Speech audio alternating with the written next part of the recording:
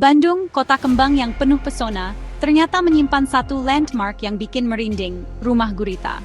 Di kawasan Sukajadi, berdiri rumah dengan patung gurita hitam raksasa di atapnya. Tentakelnya mencengkeram bangunan, mencuri perhatian siapapun yang lewat.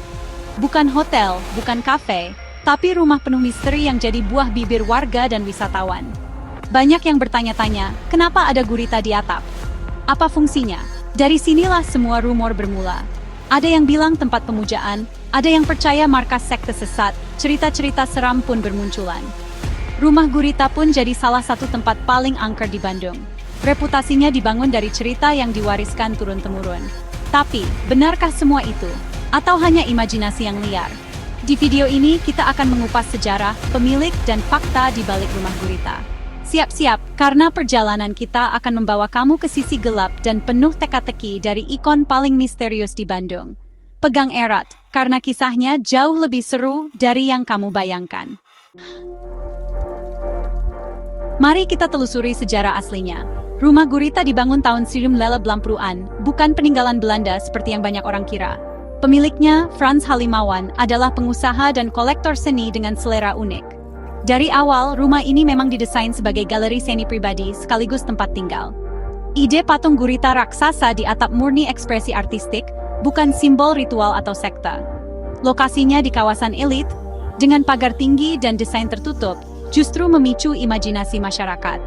Banyak yang penasaran, padahal interiornya konon sangat artistik dan penuh koleksi seni. Karena sifatnya privat, hanya sedikit yang tahu isi rumah ini. Jadi, Rumah Gurita adalah hasil ekspresi seni, bukan markas sekte. Misterinya lahir dari penampilan mencolok dan imajinasi publik. Kadang, yang kita takuti hanyalah sesuatu yang tak kita pahami. Patung gurita hitam di atap adalah pusat semua misteri. Dibuat dari beton, matanya tajam, tentakelnya memeluk atap. Benar-benar statement arsitektur yang berani. Kenapa gurita? Dalam budaya, gurita melambangkan kecerdasan, kreativitas, dan kemampuan beradaptasi. Mungkin sang pemilik ingin mengekspresikan filosofi hidup dan bisnis lewat karya seni ini. Tapi, gurita juga sering diasosiasikan dengan monster laut. Disinilah imajinasi masyarakat berkembang. Warna hitam dan bentuk tentakel menambah kesan seram. Apalagi ada yang bilang salah satu tentakelnya mengarah ke gereja di sebelah. Patung ini jadi semacam tes psikologi. Apa yang kamu lihat tergantung imajinasimu. Bagi seniman, ini mahakarya.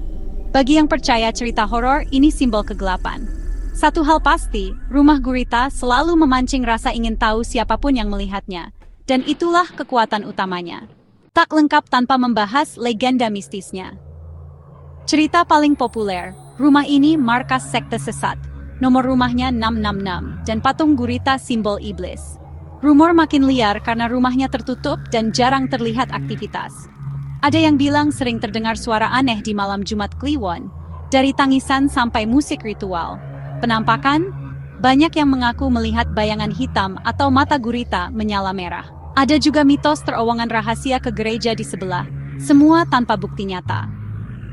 Kisah-kisah ini makin meledak setelah film horor Rumah Gurita rilis tahun 2015. Sejak itu, rumah ini jadi destinasi wisata misteri tak resmi di Bandung. Orang datang bukan hanya untuk melihat, tapi juga merasakan sensasi horornya. Rumah Gurita pun berubah dari bangunan aneh jadi ikon urban legend. Kenapa Rumah Gurita begitu menakutkan sekaligus menarik? Karena manusia suka misteri. Penampilannya aneh, sejarahnya samar, dan cerita horornya bikin penasaran. Kurangnya informasi membuat masyarakat mengisi kekosongan dengan imajinasi. Lama-lama, cerita-cerita ini jadi folklore Bandung.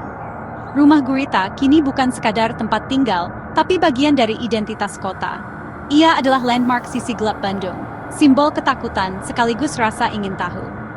Entah kamu percaya mistisnya atau melihatnya sebagai seni, satu hal pasti, Rumah Gurita tak pernah gagal memancing reaksi. Dan disitulah letak keabadiannya.